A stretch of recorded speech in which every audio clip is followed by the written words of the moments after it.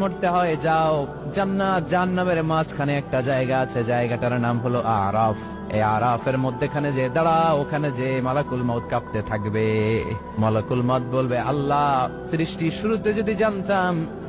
শুরুতে যদি জানতাম সবাইকে মৃত্যুদান করার পরে, রূহ কবজ করার পরে আমাকেও মরতে হবে, তাহলে এই কঠিন দায়িত্বের ব্যাপারে আপনার কাছে ক্ষমা চাইতাম।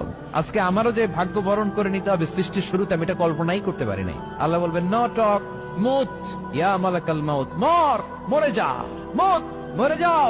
বলার সাথে সাথে মালাকুল মাউত এক বিকট চিৎকার হাঁকিয়ে মরে যাবে। মালাকুল মাউতের চিৎকারটা সেদিন এত ভয়ঙ্কর হবে, বিষ্ণু ঈসা ইসলাম বলেন, ওই চিৎকারের আওয়াজ যদি পৃথিবীর মানুষেরা কান দিয়ে শুনতে পেত, তাহলে কিয়ামত সংগঠিত হওয়ার জন্য আলাদা করে ইসরাফিলের সিঙ্গার প্রয়োজন হতো না। ওই চিৎকারের আওয়াজে প্রতিটা মানুষ কানের পর্দা ফেটে ওই জায়গায় লাশ হয়ে পড়ে যেত। এবার ডানে বায়ে সামনে পেছনে উপরে নিচে কেউ নাই, একজন ছাড়া। জোরে বলতে হবে, তিনি কে?